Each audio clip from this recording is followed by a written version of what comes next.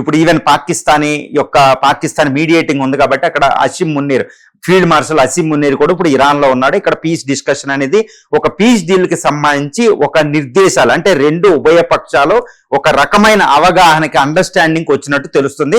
ముఖ్యంగా ఇప్పుడు Masood పెజాస్కియన్ of Iranian president, తర్వాత డొనాల్డ్ ట్రంప్ చెప్పినట్టు ఏంటంటే ఈ పీస్ డీల్ మీద తొందరలో సంతకం కూడా చేయబడుతుంది. ఇప్పుడు వరకు తెలిసిన మనకి ఇన్ఫర్మేషన్ ప్రకారం ఏంటంటే ఇరాన్ అమెరికాలు కొన్నాట్ల మీద ఒక అవగాహనకు వచ్చినాయి. ముఖ్యంగా ఏంటంటే ఇరానియన్ న్యూక్లియర్ ప్రోగ్రామ్, ఇరాన్ దగ్గర అణుబాంబు ఉండకూడదు. తర్వాత ఇరాన్ ఇప్పటికే శుద్ధి చేసిన 440.6 కిలోగ్రాముల యురేనియం U-235 ని ఎట్టి పరిస్థితుల్లో ఇరాన్ లో ఉంచడానికి లేదని చెప్తుంది. ఇప్పుడు ఇరాన్ కూడా వెనక్కి తగ్గి దీన్ని మూడవ దేశంలో పెట్టడం, తృతీయ పక్షం దేశంలో, ముఖ్యంగా దీన్ని రష్యాలో పెట్టే అవకాశం ఉంది. రష్యా అధ్యక్షుడు వ్లాడిమిర్ పుతిన్ కూడా దీనికి అంగీకరించినట్టు తెలుస్తుంది. కాబట్టి ఇరాన్ నుంచి యురేనియం ని అక్కడికి రష్యాకి తరలించే అవకాశం ఉంది. కాబట్టి యుఎస్ డిమాండ్ చేస్తున్న దానికి ఇప్పుడు ఇరాన్ అంగీకరించినట్టు తెలుస్తుంది. తర్వాత ఇరాన్ లో ఉన్న న్యూక్లియర్ రియాక్టర్లు అయిన ఫోర్డో, బుషెహారి, ఈ న్యూక్లియర్ రియాక్టర్లకు సంబంధించి అణు ఇంధనాన్ని IA తరపున United states of America, western countries supply చేస్తాయి.